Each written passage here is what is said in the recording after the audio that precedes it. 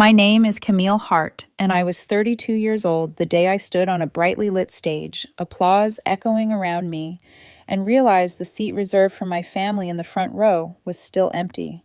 People always say silence can be loud.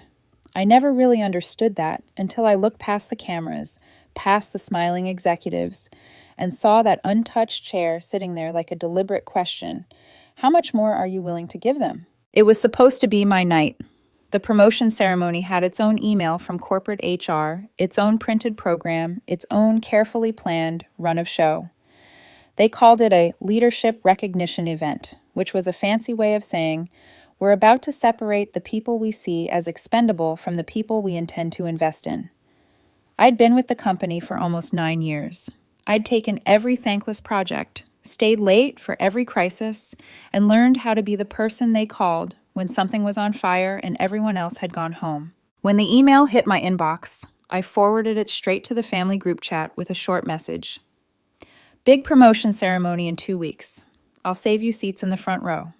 I imagined my mom's excited reply, my dad's awkward but proud thumbs up emoji, my little sister Olivia whining about the dress code but promising she'd be there. 2 days passed, no response. On the third day, my phone buzzed. One message from my mother. Can't make it, cruise with Olivia, booked months ago. That was it. No congratulations. No, we're proud of you. Just cruise. I tried not to let it land. I told myself they'd forgotten the date when they booked it. I told myself it was bad timing. That's what I've always done, given them gentler reasons than the truth. I did it when I worked 2 part-time jobs in college so they wouldn't have to co-sign another loan for Olivia's out-of-state tuition. I did it when I transferred back to a local campus because my dad said the family needed me around after Mom got laid off, only for her to get rehired 3 weeks later and never mention my transfer again. I did it every time Olivia called, crying about forgotten credit card debt, and I wired money with a knot in my stomach, telling myself, this is what big sisters do. I spent my 20s being the safety net while they treated my decisions like background noise. I told myself they loved me, even if they weren't great at showing it. That one day, it would all click into place for them. That one day, they'd understand what I gave up and they'd be proud. Not performative, not conditional, just proud.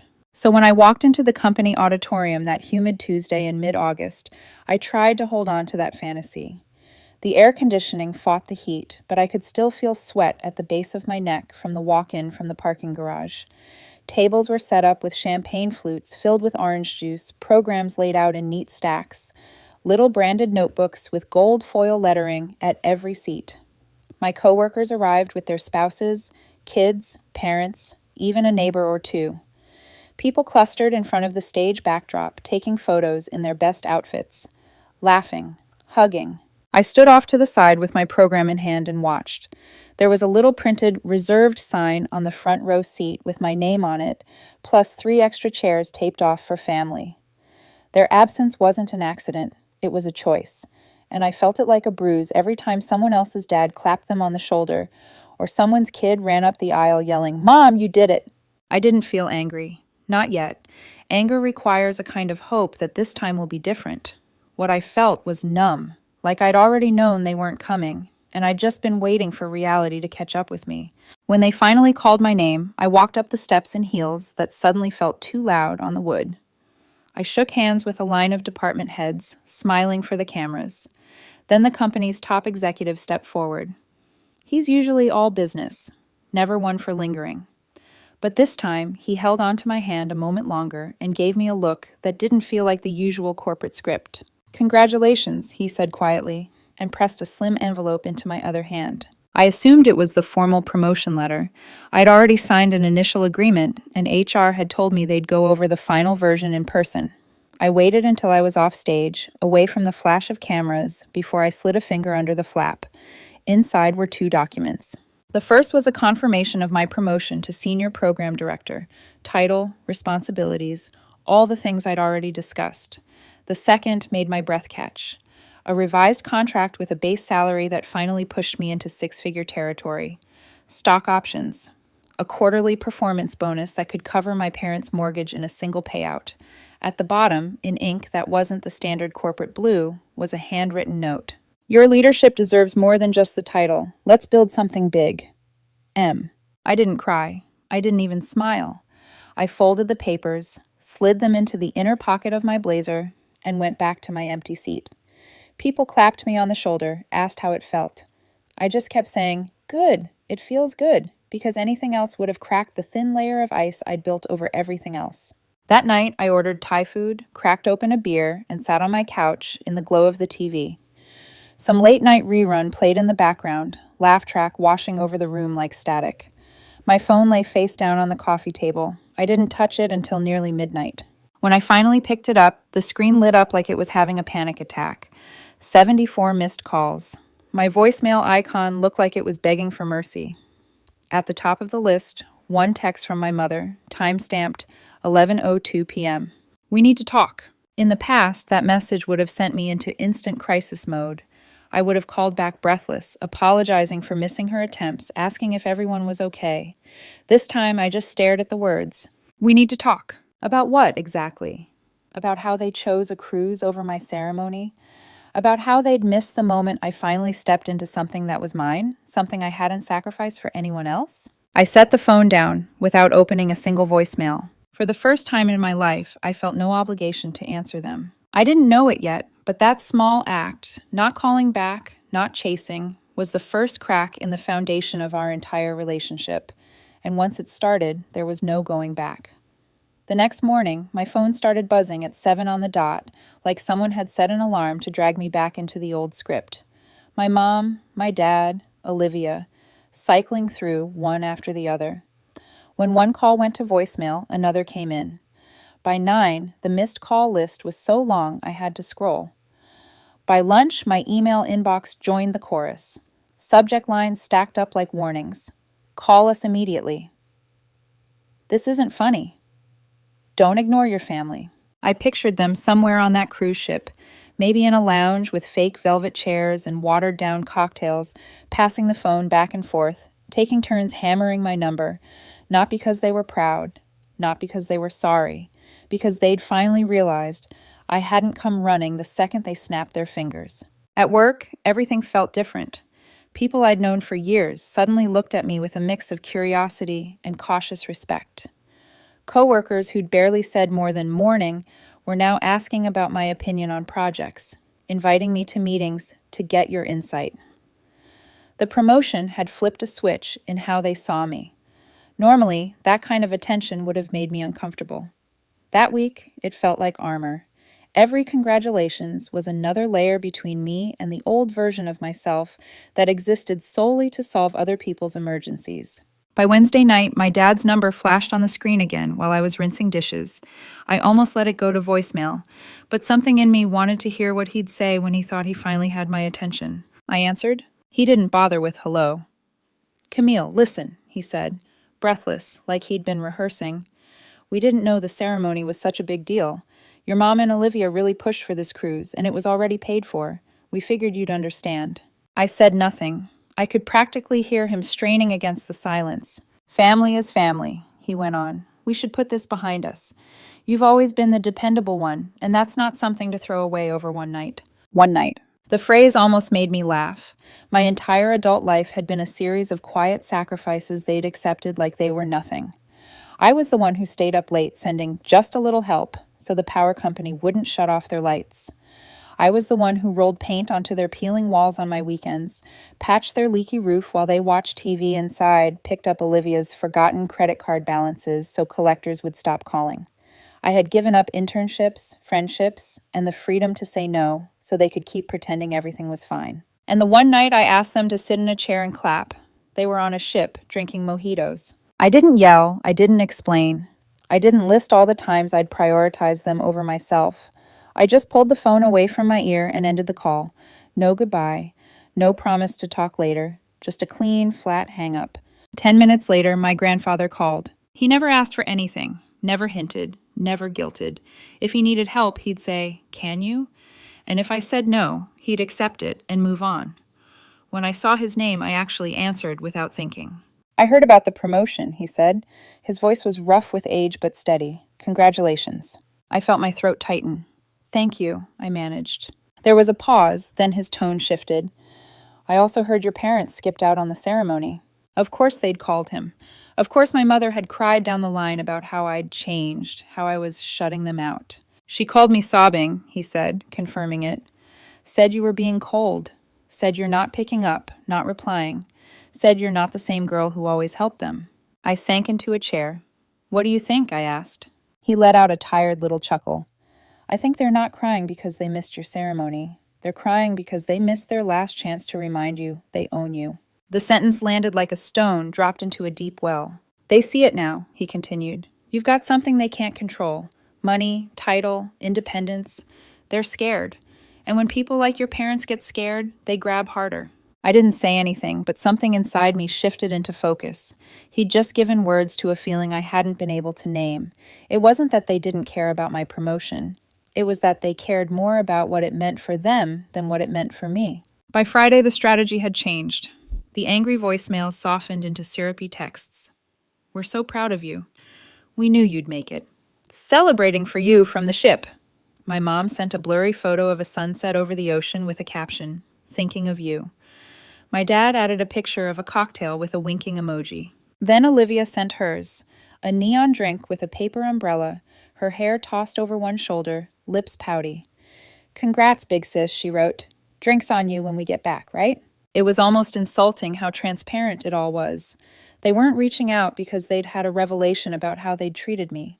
They were rehearsing, warming up, getting ready for the real ask when they came home. I scrolled through their messages and realized I didn't feel anger anymore. Anger would have meant I still needed something from them, an apology, a reassurance, a promise to change. What I felt was colder and cleaner. Freedom. When my parents got back from their cruise, my mind was already made up.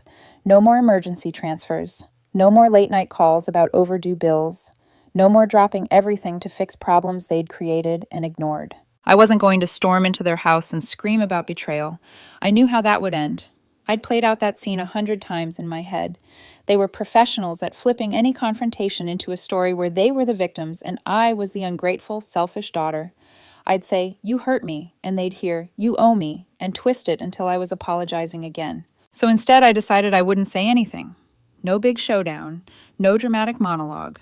My actions would speak for me. Silence would be my answer. The first test came sooner than I expected. On Tuesday evening, I was still at my desk wrapping up an email when my phone lit up with Olivia's name.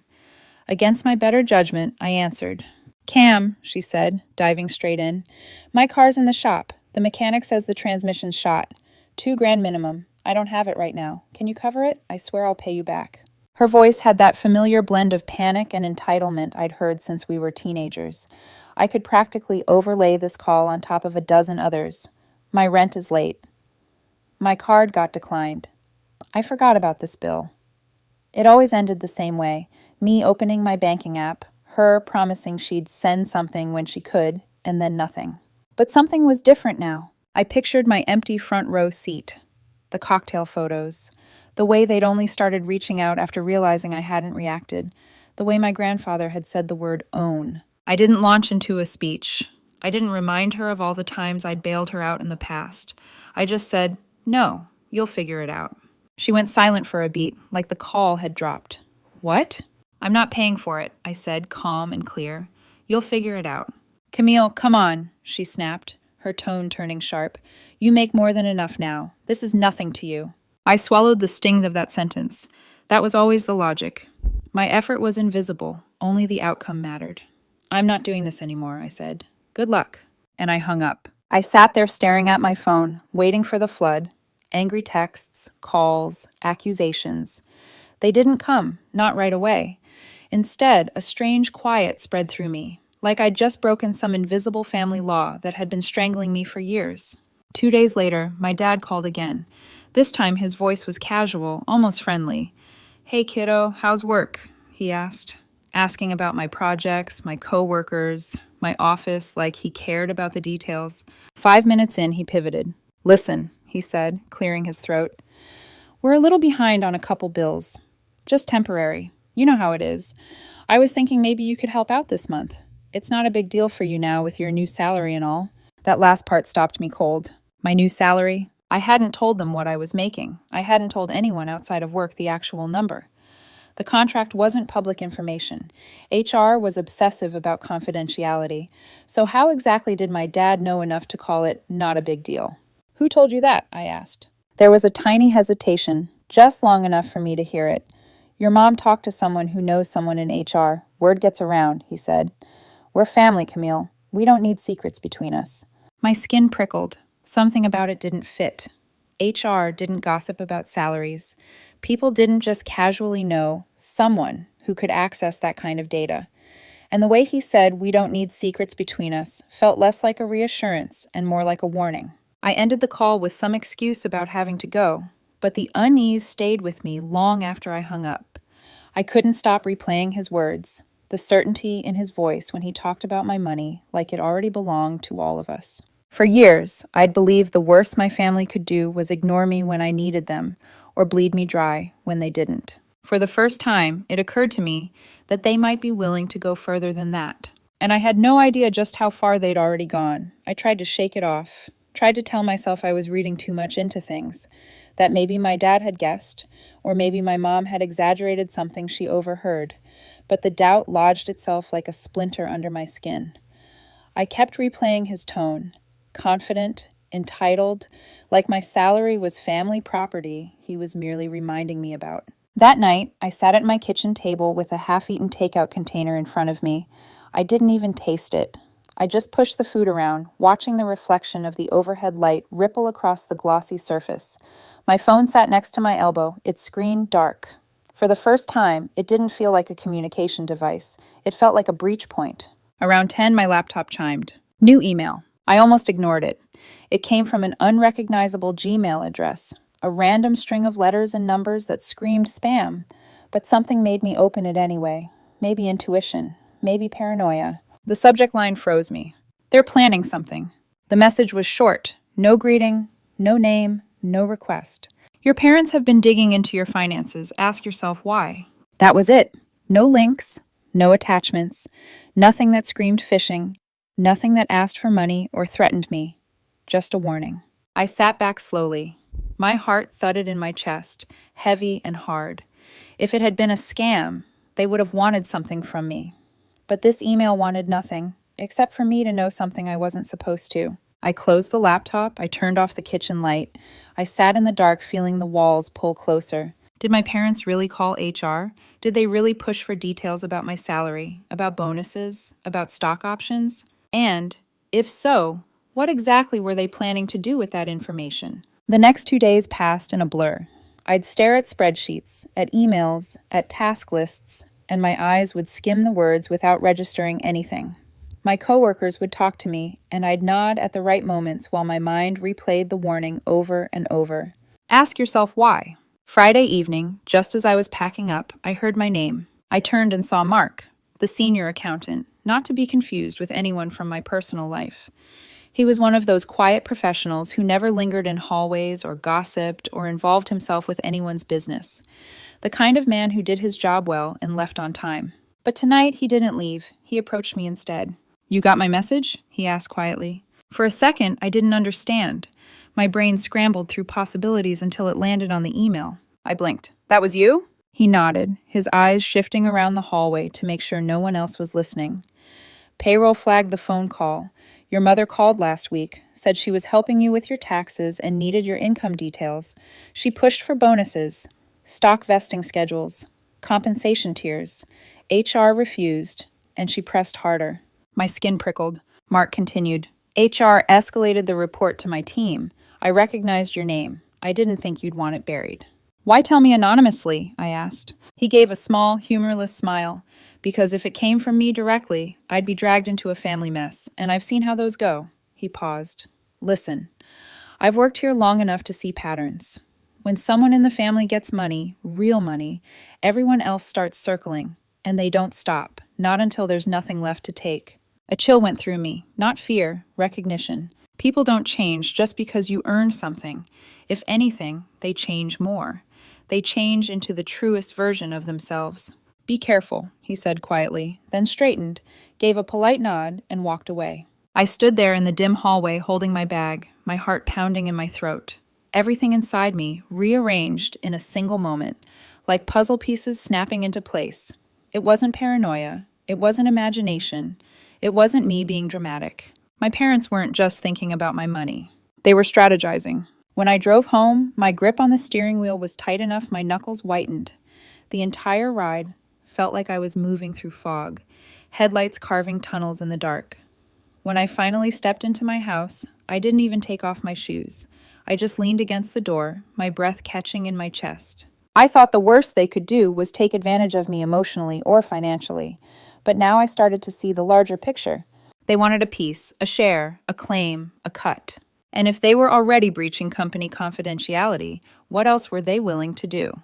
I didn't have to wait long to find out. Saturday morning, I was making coffee when someone knocked. Hard, sharp, urgent. I opened the door to find my parents standing on my porch. They'd never shown up uninvited before, not once. My mom pushed past me into the house before I could say a word, fake warmth plastered across her face. My dad followed, hands in his pockets, expression tight. "We've been thinking," my mom started brightly, the tone she used when she wanted something. "Your father and I have decided we want to start a little business, maybe a cafe or a rental property, something stable, something for the family." My stomach dropped. "And since you're finally in a good financial position," she continued, "we thought you'd want to be a partner." My dad nodded like this was all perfectly reasonable. "It's a win-win," he said. "You'd benefit as much as we would, and it's time you give back. We've always supported you." That last line nearly stole the breath right out of me. Supported. He said it like the word meant something, like the years of taking and demanding and expecting had been gifts bestowed upon me. I stared at them. I didn't move. My mom kept talking, pushing the pitch harder, her voice speeding up as if she could talk me into submission. My dad leaned in, using the same pressure tactics he'd always used, framing everything in terms of obligation and guilt. "You owe us," he said finally, voice low, revealing the truth behind the smiles. And something inside me snapped. Not loudly, not dramatically. Quietly. Inwardly. Cleanly. "I have a busy weekend," I said, stepping back toward the door. "You need to leave." My mom's face flickered. Shock, then anger, then disbelief. "Camille, don't be like that." I opened the door wider. "You need to leave." They hesitated, realizing the old dynamics weren't working. Then my dad muttered under his breath about me being ungrateful. My mom knocked once more, softer, desperate. But I didn't open the door again. When their footsteps finally faded down the walkway, I stood in the silence of my living room, my heart pounding so hard it hurt. They weren't just asking for money. They were plotting around it. They wanted access, influence, control. And if this was their opening move, I had to start asking myself a harder question. If they were willing to manipulate HR and track my income, well, what else were they willing to do? After that doorstep ambush, something in me hardened into place. For years, I'd been cushioning my parents' every fall, smoothing over Olivia's mistakes, telling myself that taking care of them was what a good daughter did. But standing there in my own home with their entitlement still echoing off the walls, I realized something sharp and undeniable. They weren't asking for help anymore. They were planning around my life, like it was theirs. And I couldn't let that continue. So I didn't confront them. I didn't send long explanations or demand apologies. People like my parents don't understand apologies. They understand access. They understand benefits. They understand utility. The moment you stop being useful, their entire relationship with you changes. So I quietly started removing their access. The first cut was Olivia's emergency credit card, the one I'd opened under my name when I was 20 and stupidly believed she'd only use it for textbooks and groceries. It had slowly become her personal wallet, her bar fund, and occasionally her "oops, I forgot rent again" bailout card. I paid the balance one last time, closed the account, and deleted it from my banking app. Done. Overnight. One less pipeline into my life. Next was the gas bill. For years, I'd had it on autopay because Mom gets stressed when she gets shut-off notices. I logged in, removed my card, and let the responsibility fall back where it belonged. If she panicked when the bill came, it wasn't going to be my problem anymore. Then came the silence. Olivia texted twice that week. "Rent late again. Can you cover? Just this once." "My paycheck hasn't posted. Can you spot me?" I didn't respond. Not with a no, not with a reason. Just silence. It was strange how peaceful the absence of noise felt, like a muscle unclenching after years of tension. I expected fallout, screaming voicemails, passive-aggressive posts, a full family meltdown. But that's not how it came. Instead, it came sideways. First, from my Aunt Linda. I hadn't heard from her in months, and suddenly she was calling with a sugary tone thick enough to pour on pancakes. "I just wanted to check in," she said. "Family is so important, and your parents have sacrificed so much for you." I almost choked. Sacrificed. For me. She rambled about keeping the family strong and supporting each other before slipping in. "Your mother mentioned things are going really well for you financially. She said you're finally in a position to help out." Finally. As if the years of me keeping their lights on and paying Olivia's debts didn't count because I wasn't rich when I did it. I let her talk until she ran out of steam and hung up without offering anything. The next day, I got a Facebook message from my cousin Eric. "Congrats on the big raise. Hey, listen, I've got this business idea." I didn't reply. Then came a text from an uncle I barely knew. "Heard about your promotion. Proud of you. We should talk about an investment opportunity." My stomach dropped. They weren't just asking. They weren't just circling. They were organizing. And then came the kicker. My grandfather called. He didn't sound surprised, or confused, or hesitant. He sounded tired. "Your mother's been running her mouth," he said. "She told people you're buying them a house." My breath caught. "A house?" "She's telling relatives it's time the family expands and that you're stepping up." He sighed. Half the family believes it already. The audacity of it hit me like a slap. My parents weren't waiting for me to offer anything. They had already promised my money as theirs, already planned my future contributions, already pitched the narrative to the entire family. I felt something icy slide down my spine. "This won't stop," my grandfather said quietly. "Not unless you stop it." Then he said something that changed everything. "There's a family barbecue at your uncle's house this weekend. You should come." I hesitated. "Why?" "So you can hear what they've been saying with your own ears," he answered. "And so you can stop letting them define your story." He wasn't asking. He was giving me permission. So I went. Walking into that backyard felt like entering a marketplace, not a family gathering. Every head turned. Smiles stretched too wide. Congratulatory pats on the back came one after another, each layered with an unspoken question. "What can you do for us now?" My mother was in the center of a group of relatives, animated and glowing with importance. When she saw me approach, she didn't look guilty. She looked triumphant. "Camille," she said loudly, pulling me into the center. "Everyone was just talking about how proud we are, and once things settle, we're thinking of upgrading to a bigger place, something the whole family can enjoy. Isn't that exciting?" She said it like it was already paid for, like the down payment was a formality, like I'd already agreed. My uncle clapped my shoulder. "Family first, right? You're doing so well now. You're in a position to take care of everyone." My cousin Eric slid over. "Hey, about that business idea." My chest tightened.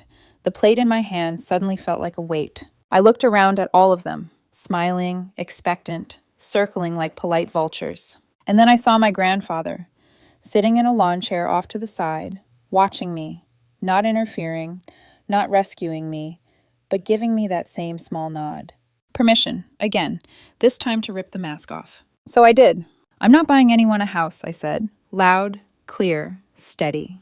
The entire backyard froze. "I'm not paying bills anymore. I'm not funding businesses. I'm not fixing mistakes. I'm done being the family ATM." My mother's smile collapsed instantly. My dad looked stunned. A few relatives exchanged looks like they'd misheard me. My uncle cleared his throat. "Now hold on." But my grandfather stood. And when he spoke, the entire backyard fell silent. "Ungrateful?" he said, turning to my parents. "If anyone in this family has a right to use that word, it's Camille. She's the only one who ever carried weight. She paid your bills, your debts, kept your lights on, cleaned up your messes, and you took it like it was owed to you. Now that she's finally built something of her own, you want to bleed her dry." No one breathed. "That's not family," he said. "That's leeching." My mother's face drained of color. My dad's jaw clenched. A couple of relatives took a step back as if distance would absolve them. "And let me make something perfectly clear," my grandfather continued. "Don't expect a dime from me either. Camille is the only one in this family who understands the value of what she earns. She'll get my inheritance, not you." A bomb, dropped cleanly, without hesitation. My mother sputtered, "Dad, you can't—" But he turned away from her, dismissing her like noise. I didn't stay long after that. I thanked him quietly, slipped out the side gate, and drove home with the windows down and the air crisp around me. For the first time in decades, I felt something that was almost foreign. Relief, lightness, freedom. The guilt was gone. The obligation was gone. The cord was cut. And I didn't feel 1 ounce of loss. In the 4 days after the barbecue, the fallout arrived exactly the way I expected: messy, dramatic, and in waves. What I didn't expect was how little any of it moved me. The same messages that once would have sent me spiraling into guilt or panic now felt like noise behind a closed window. My mother struck first. Her text came at 1 a.m., 3 a.m., 5 a.m., like she couldn't decide whether she was furious or heartbroken. The tone swung wildly from guilt-soaked pleas to sharp accusations. How could you embarrass us like that? We were blindsided. You humiliated your parents. 5 minutes later, we're proud of you. This family needs to heal. Let's just move forward. Like emotional roulette. My dad only called once. He didn't mention the barbecue, didn't mention the shouting, didn't mention the inheritance bomb my grandfather dropped. Instead, he said in a flat voice, "Things are tight this month. Can you help with the mortgage?" I hung up. Olivia finally chimed in with a series of voice notes, each one more unhinged than the last. She started with entitlement, shifted to victimhood, then landed squarely on rage. "You're selfish. You're abandoning your own family. You think you're better than us because you have money." But the part that really revealed her true intentions was the last line. "And I still need help with my car. I can't get to work until you send the money, Camille." I didn't even waste energy answering. She wasn't asking. She was demanding, as if she still believed my wallet was simply an extension of her life. The silence I gave her was the clearest answer she'd ever received. But the real surprise came from the extended family, the ones who stayed quiet during all the chaos. 2 cousins messaged me privately. One admitted she never realized how much I'd been carrying alone. Another apologized for believing my parents' version of events for years. "Your grandfather opened our eyes," she said. Even my Aunt Linda sent a short message, not sweetened or manipulative this time. "You didn't deserve what they did. I'm sorry." It wasn't forgiveness, it wasn't closure, but it was honest. Then there was my grandfather. He called the night after the barbecue. He didn't ask how I felt. He didn't ask if I was okay. He didn't try to unpack the drama. He just said, "Proud of you, sweetheart. About time you stopped playing their game. Now go live your life." And that was it. Simple, direct, true. The most shocking part of those 4 days wasn't the backlash. It was the quiet that followed. My phone, once a constant source of tension, suddenly became a peaceful object.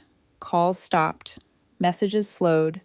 The family group chat went silent. And for the first time in years, I didn't feel dread when I saw a notification. I slept deeper, breathed easier, stopped checking my bank app every morning out of habit, started enjoying coming home to a place that finally felt like mine, not just physically, but emotionally. I realized something that felt strange at first. Silence wasn't emptiness. Silence was freedom. Without the constant drain of trying to keep everyone above water, I discovered what my own life sounded like.